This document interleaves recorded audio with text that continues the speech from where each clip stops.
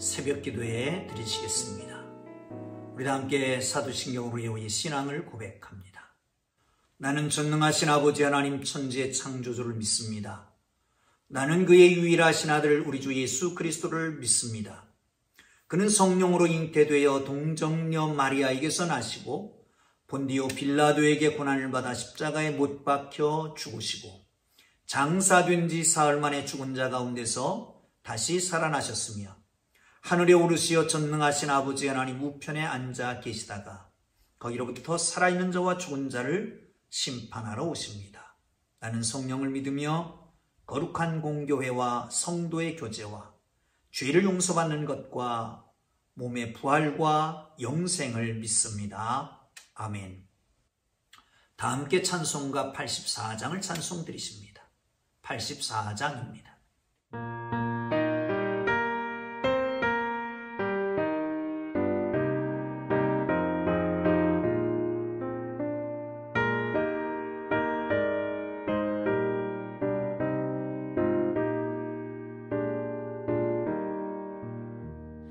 세상이 캄캄하여서 참 빛이 없었다니 그 빛나는 영광 나타나 온 세상 빛이었네.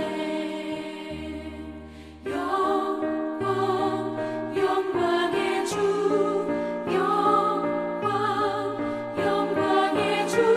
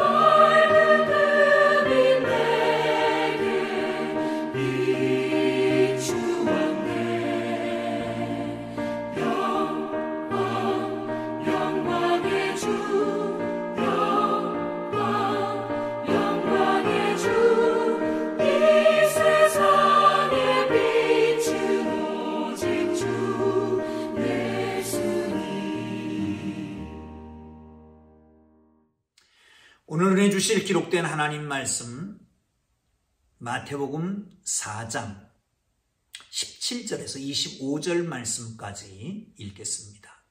17절에서 25절 말씀까지입니다.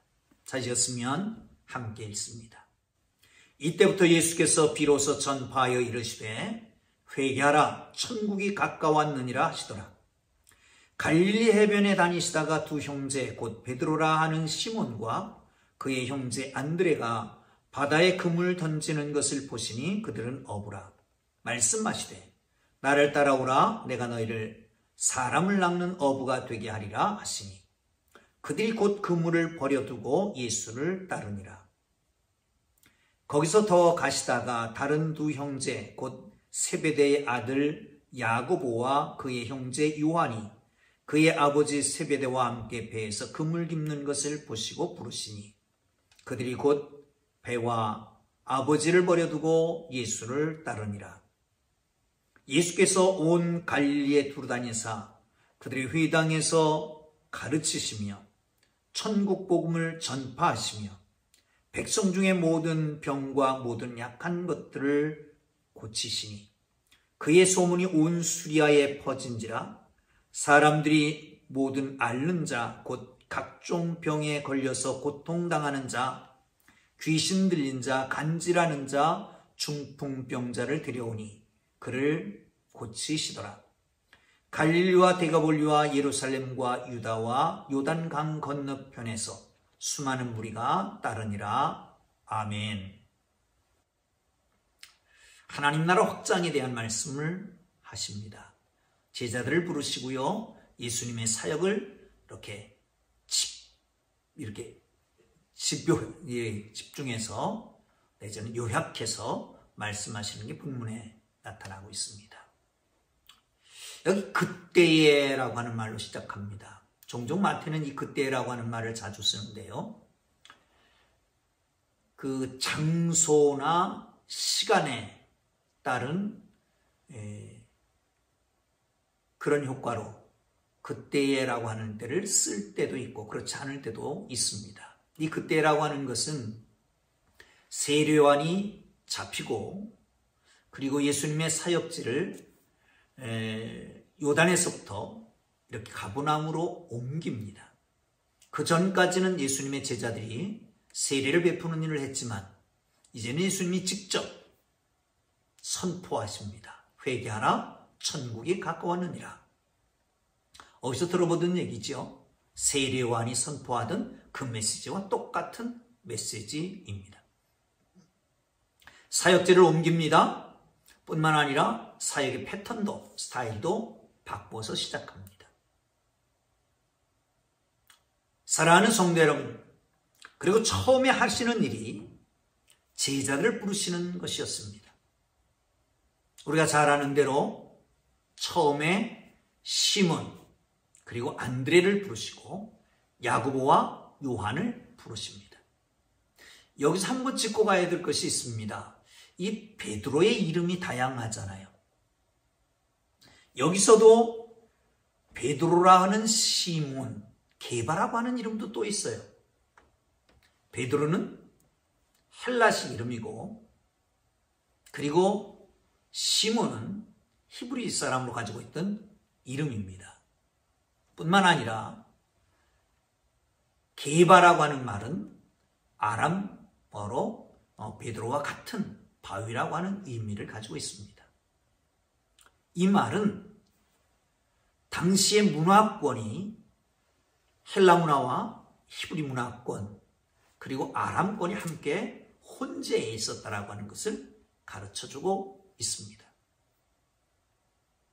이 가운데서 선택을 합니다. 이 선택받은 첫 번째 제자들이 변변하지 못했던 것 같습니다. 여기 보면 어부로 나타납니다. 물론 그 지역에 살고 있었던 사람들이 대부분 어업을 해서 먹고 살았지만 어부였습니다. 그런데 그 이후에는 어마어마한 일을 합니다. 세상을 뒤집어 놓는, 변화시키는 그런 일을 하잖아요. 여기서 중요한 것, 출신 배경이 어떠냐가 문제가 아닙니다. 하찮은 존재라고 하는 것도 문제가 되지 않습니다. 누가 불렀냐라고 하는 겁니다. 부르신 분이 그분의 일에 합당하게 사용하게 되는 것이죠. 이사야서에 보면 종의 노래가, 여호와의 종의 노래가 4군데 나옵니다. 그 중에 42장에는 이렇게 말씀하고 있습니다. 나 여호와가 의로 너를 불렀은즉 내가 너를 내 손을 잡아 너를 보호하고 너를 세워 백성의 언약과 이방의 빛이 되게 하리라. 백성의 언약과 이방의 빛이 되게 하기 위해서 부르시고 잡으시고 보호하시고 세우셔서 사용하신다는 거예요. 여러분, 그렇습니다. 부르시는 분이 예수님이십니다. 하나님의 일을 위해서 부르십니다. 그렇다면 그 부르시는 분에 합당하게 응답하게 되면 그 하나님이 부르셨으니까 당신의 손으로 붙잡고 보호하시고 권위도 주시고 능력도 주시고 할 수 있는 달란트도 주시고 할 수 있도록 모든 여건과 환경도 도와주시는, 세우시는, 그래서 사용하시게 되는 것입니다. 여러분, 그렇습니다. 여러분, 하나님이 부르셨습니다. 전능하신 하나님이 부르셨습니다. 그리고 당신의 일을 위해서 사용하십니다. 그러기 위해서는 우리의 하찮은 문제, 아니 우리의 존재, 우리의 학벌, 내지는 우리가 갖고 있는 스펙, 이 모든 것이 의미 있는 게 아니라 주님이 쓰시기 위해서 붙잡고 보호하시고 세우시고 사용하시는 걸 믿으시기를 축원합니다. 단 중요한 것이 있습니다. 여기 두 번이나 계속해서 반복해서 나옵니다. 베드로라는 시몬과 안드레를 불렀을 때도, 요한과 야고보를 불렀을 때도 반응이 이렇습니다. 20절과 22절을 보면 그들이 곧 배 그물과 그물을 버리고 그들이 곧 그물을 버리고 예수를 따르니라. 22절에서는 그들이 곧 배와 아버지를 버려두고 예수를 따르니라. 이 따른다라고 하는 것입니다. 이 따른다라고 하는 말의 제자도이잖아요. 제자도 속에 중요한 것이 있습니다. 그것은 뭐냐 하면 이 제자됨이라고 하는 것은 학교에서 배움을 의미하는 게 아닙니다. 예수님의 제자, 세상의 제자는 그렇겠지요. 그러나 예수님의 제자는 예수님께 배우고 예수님을 닮고 또한 그분의 길을 같이 가고 그분의 하는 일을 하고 그분과 같이 사는 것, 이게 제자입니다. 여러분, 우리는 예수께서 부르신 예수님의 제자들입니다. 따라 나섰지 않습니까? 예수님께 배우고 또한 예수님과 함께 살고 예수님을 닮아가고 예수님이 하시는 일을 하는 하나님의 사람들로 세워지기를 주님 이름으로 축복합니다. 자, 또 한 군데 성경을 보실까요? 성경 23절 보겠습니다. 시작. 예수께서 온 갈릴리에 두루 다니사 그들이 회당에서 가르치시며 천국 복음을 전파하시며 백성 중에 모든 병과 모든 약한 것을 고치시니 아멘. 예수님께서 하신 일입니다. 어떻게 하셨다고요? 갈릴리에 두루 다니시며 가르치시며 천국 복음을 전파하시며 모든 약한 것과 병든 자를 고치시더라. 이게 예수님의 사역이었습니다.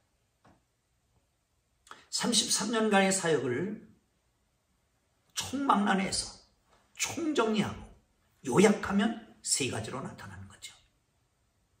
가르침, 천국 복음 전파함, 그리고 나가서 약한 자를, 병든 자를 고치시는 겁니다. 첫째, 뭐라고요? 두루 다니시며. 그렇습니다. 두루 다녀야 합니다. 이것은 나에 있는 테두리를 벗어나는 겁니다. 나의 생각의 관념의 틀을 벗어나는 겁니다.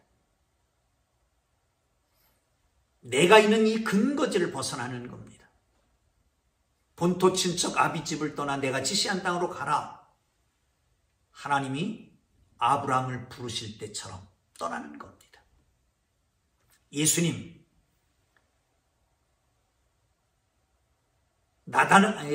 나사렛에서가 아니라 이제 가버나움에서 또한 갈릴리에서 두루 다니십니다. 여러분, 여러분의 삶의 터전을, 아니 여러분이 가지고 있는 관념과 사고의 틀을 벗어나서 하나님이 원하시는 것을 알고 그 뜻대로 행하고 그 뜻대로 사는 하나님의 사람들 되기를 바랍니다. 또 한 가지 가르치는 겁니다. 여기 가르치는 것과 전파하는 것이 바뀌지 않았을까 하는 생각도 해봅니다. 그런데 사실은 교육이 사람을 바꿉니다. 사람이 태어날 때는 물론 DNA가 있을 수 있습니다만은 백지 상태로 태어나지요. 거기에 무엇을 그리냐에 따라서 그 그림이 달라지는 것처럼 어떻게 가르치냐에 따라서 그 사람이 어떻게 되어갑니다. 사람이 두 발로 직립보행을 합니다. 그런데 태어나자마자 어떤 환경이 사람이 없는 가운데 동물과 같이 있었다. 그러면 직립보행을 하지 않고 네 발로 길 겁니다. 그런 일이 있었잖아요. 그러니까 교육이 중요하다는 거예요. 사람 교육을 통해서 만들어지게 됩니다. 가르쳐야 합니다. 우리의 믿음도 여러분 예수 그리스도를 듣고 들음으로 말미암아 믿음이 생깁니다. 고백함으로 말미암아 구원을 얻습니다. 그러나 중요한 것은 교육이 없으면 견고하게 쓸 수가 없습니다. 교육이 중요합니다. 가정교육이 중요합니다. 사회교육이 중요합니다. 더 중요한 것은 기독교 교육, 종교 교육이 더 중요하다고 하는 걸 알아야 합니다. 그렇습니다. 어려서부터 교육을 해야 됩니다. 교육은 빠르면 빠를수록 좋습니다. 조기교육 합니다. 태아교육도 있습니다. 여러분, 그렇습니다. 기독교 교육 정말 믿음 안에서 잘 양육해 가기를 주님의 이름으로 축복합니다. 천국 복음을 전파하며 그랬습니다. 그렇습니다. 하나님의 말씀, 하나님의 나라를 선포해야 됩니다. 하나님의 나라는 계속해서 선포되어야 합니다. 예수 그리스도의 초림으로 하나님의 나라가 이 땅에 임합니다. 복음을 선포함으로 확장되어 갑니다. 우리 주님의 재림으로 완성되는데 그러기 위해서 우리가 해야 될 지금의 현재에 있어서 하는 일, 복음을 선포하는 겁니다. 디모데서에서는 때를 얻든지 못 얻든지 복음을 전포하라고 합니다. 119 전도 운동을 합니다. 한 사람이 한 영혼을 구원하자라고 하는 겁니다. 언제요? 한 1년에 한 사람이 한 영혼을 구원하는 겁니다. 영혼이 귀하기 때문에 사랑한다면 그 영혼을 사랑할 수 있기를 바랍니다. 자, 그리고요, 약한 자와 병든 자를 고치시더라. 치유의 사역입니다. 물론 병든 자를 다 고칠 수는 없습니다. 그러나 창세 때에 하나님께서 주신 이 완전한 아름다운 모습, 그것을 상실하고 아파하는 약해진 그 모든 것들을 회복시켜야 되는 거죠. 이 교회가 해야 될 일이란 말입니다. 사랑하는 성도 여러분, 선교사역 가장 중요한 겁니다. 교회의 존재 의미이기도 합니다. 약한 자를 치유하시는 사역 중요한 일입니다. 여러분, 일에 동참해야 합니다. 그렇습니다. 이렇게 회복시키는 일이 우리에게 꼭 필요하다라고 하는 걸 알고 이 일에 동참할 수 있기를 바랍니다. 그러면 교회의 사역도 마찬가지죠. 교육, 선교, 그리고 봉사, 이렇게 세 가지가 아주 기본적인 사역이 되는 것입니다. 거기다가 교제권이 중요하고요. 또 예배가 중요합니다. 교제는 두 가지, 세 가지로 나눠집니다. 첫째 교제는 하나님과의 교제입니다. 하나님과의 교제는 예배요, 찬양이요, 기도, 말씀으로 교제가 이루어질 겁니다. 또한 성도 간의 교제입니다. 이건 우리가 원하는 교제입니다. 지금 코로나19 상황으로 인해서 이 교제권이 상실되는 게 참 안타깝습니다. 여러분, 교제권이 회복돼야 합니다. 떡을 떼며 함께 교제하는 그날이 속히 오면 좋겠습니다. 그 외에 지금도 교제하려면 얼마든지 할 수 있잖아요. 우리가 하는 SNS를 통해서 뿐만 아니라 전화 통해서, 화상 채팅을 통해서 얼마든지 할 수 있습니다. 구역별로, 또한 남녀 전도회별로, 기관별로, 교회학교별로. 어려운 가운데서도 지켜나갈 수 있는 우리 모두가 될 수 있기를 바랍니다. 그렇습니다. 오늘이라도 전화를 한번 해보면 어떨까요? 오늘이라도 구역을 채팅방을 만들어 보면 어떨까요? 카카오톡방을 만들어 보면 어떨까요? 그리고 함께 나누는 겁니다. 상황이 어려워서 못한다, 안 된다가 아니라 어려운 상황 속에서 할 수 있는 길을 찾아서 나눌 수 있기를 바랍니다. 그리고 세 번째 교제는 믿지 않는 사람과의 교제입니다. 이것은 전도를 전제로 한 교제여야 합니다. 왜? 그 영혼이 불쌍하니까. 그 영혼을 살려야 되니까. 사랑하는 성도 여러분, 예수님이 하셨던 일들을 다시 한번 생각하고 그 일들을 이제 우리 주님께서 다 이루시고 우리에게 맡겨두시고 가셨다라고 하는 걸 기억하고 우리가 이 땅에서 이 사역들을 감당하기를 주님 이름으로 축복합니다. 기도하겠습니다. 우리 주님 가르쳐 주신 기도합니다. 하늘에 계신 우리 아버지, 아버지의 이름을 거룩하게 하시며 아버지의 나라가 오게 하시며 아버지의 뜻이 하늘에서와 같이 땅에서 이루어지게 하소서. 오늘 우리에게 일용할 양식을 주시고 우리가 우리에게 잘못한 사람을 용서하여 준 것 같이 우리 죄를 용서하여 주시고 우리를 시험에 빠지지 않게 하시고 악에서 구하소서. 나라와 권능과 영광이 영원히 아버지 것입니다. 아멘. 우리 함께 기도하고 자유롭게 돌아갑니다. 말씀 생각하면서 기도하시고 각자 기도의 제목 놓고 기도하고 돌아갑니다. 주님 부르고 기도하시죠. 주여!